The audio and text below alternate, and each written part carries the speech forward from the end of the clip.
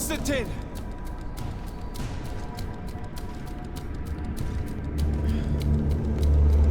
Restrain him!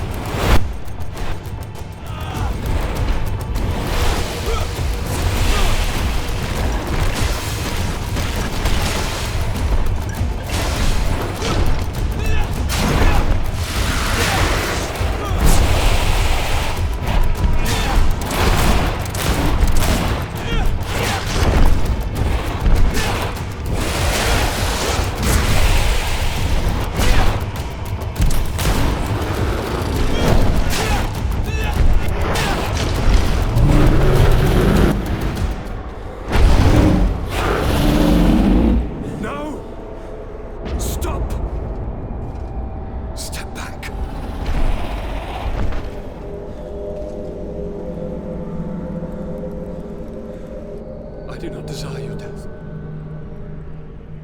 I'm sorry. Why? Why have you done this? But for you. For us. So that we may live free at last. This makes no sense. Constantine, it's madness. You don't understand because you're still attached to the old world. This old, dying world which, to survive, has betrayed, used, and manipulated us and would not have hesitated to kill us. Perhaps, but I've seen death, cousin. And I understood the vanity of it all. My father's ruses just so he could earn more power. The political bowing and scraping to preserve corrupted nations. I have been offered unrivaled power, allowing me to get rid of this. To send the old world back to its inevitable death and to build something new here. Something unique. And this new world is my gift to you. You and I could be its new gods, the immortal and benevolent monarchs. He himself is the incarnation of the old world he is speaking of. He has its vices and its poison. For his own immortality, he's prepared to destroy everything around him, to break millennia of cycles. I implore you, flesh of my land, think of all the lives that will come to an end to feed his pride. Don't listen to this old god. He's like all the others, after all, clinging to life. All you have to do is to bind yourself here, with me. and we will be gods together, forever.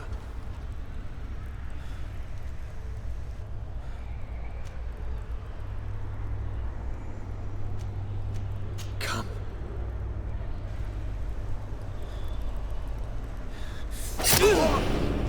Oh, what a shame.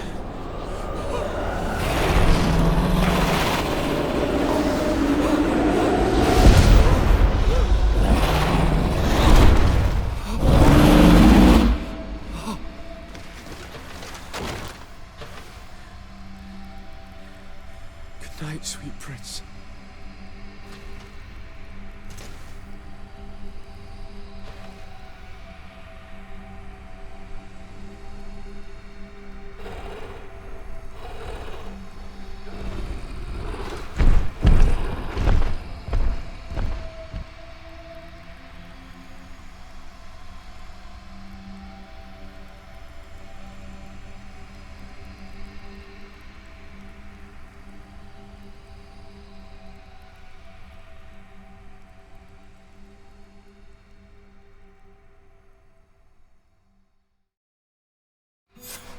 Once Constantine had fallen, Deirdre kept her promise.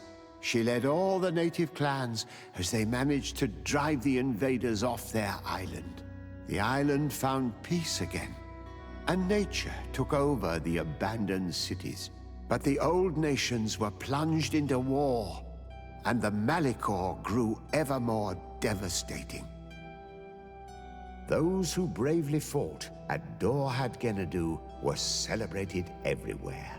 After all, if it weren't for this unlikely alliance, the island would have fallen into Constantine's greedy hands.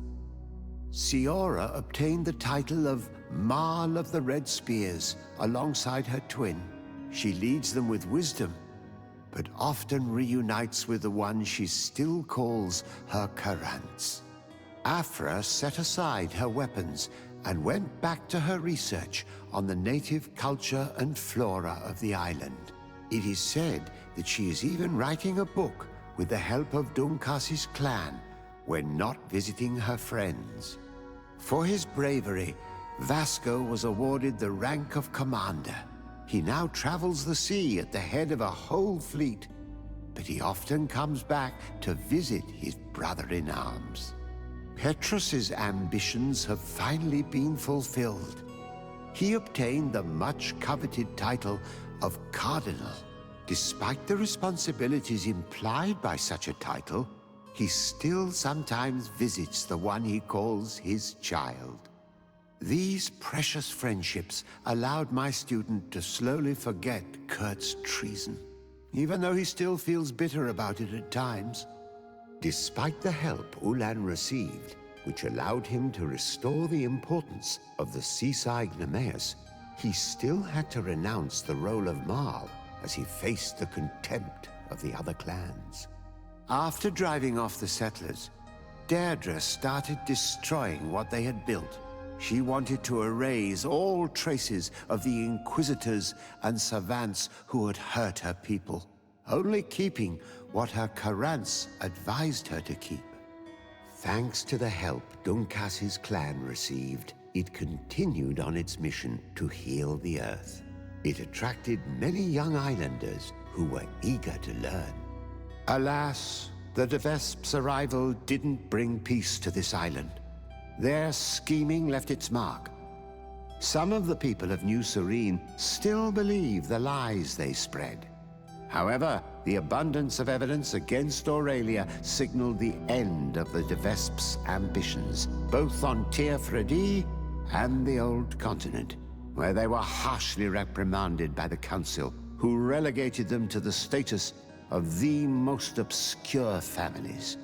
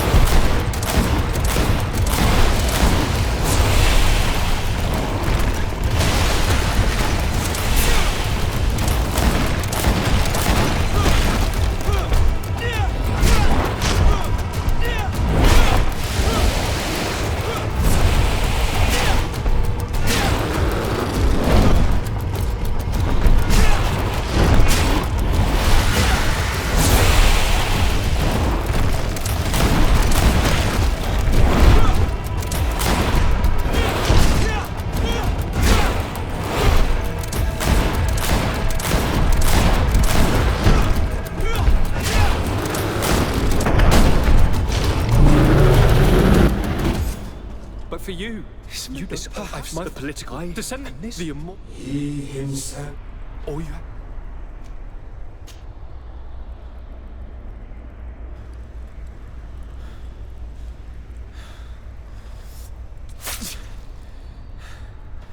Come. Trust me.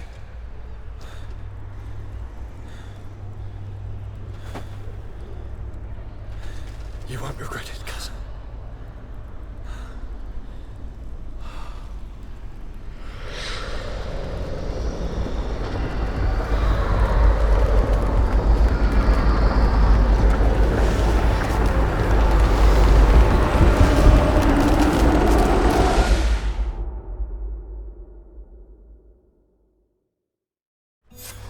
Who could have predicted, when my two young students left the port of Serene, that they'd become the gods of Teofredi, thus plunging the world into chaos? Certainly not me. So it seems that I am a poor teacher. Amongst those who had tried to prevent the ritual from taking place, only a handful of dazed survivors remained, helplessly facing hordes of creatures following the orders of the two cousins. Afra and Petrus, former rivals, fell together. They couldn't accept this treason from the one they believed in. As for Vasco, he managed to run away and join the Nort fleet. Rumor has it that he went to their island, his heart full of bitterness, and never left it again. Siora had done well to go back to her sister, who tried to lead a rebellion for a while, but just like the rest of the clans, she eventually acknowledged the power of their new gods. Exiled from the island, all our nations sunk into a state of constant warfare, each accusing the others of being responsible for their terrible defeat. The congregation is now on the verge of falling, and I have no doubt that the others will follow. The lives which haven't been taken by war will be taken by the Malicor. On Teofredi, the Norts report that nature has reclaimed its rights in the cities. After a period of chaos that saw the death of many rebel islanders, the survivors reportedly all ended up acknowledging the power of the two cousins. But sadly, this is nothing but hearsay, since the news we receive is scarce, and getting even more so. Alas, the De Vesp's arrival didn't bring peace to this island. Their scheming left its mark. Some of the people of New Serene still believe the lies they spread. However, the abundance of evidence against Aurelia signaled the end of the De Vesp's ambitions, both on Teofredi and the Old Continent, where they were harshly reprimanded by the Council, who relegated them to the status of the most obscure families.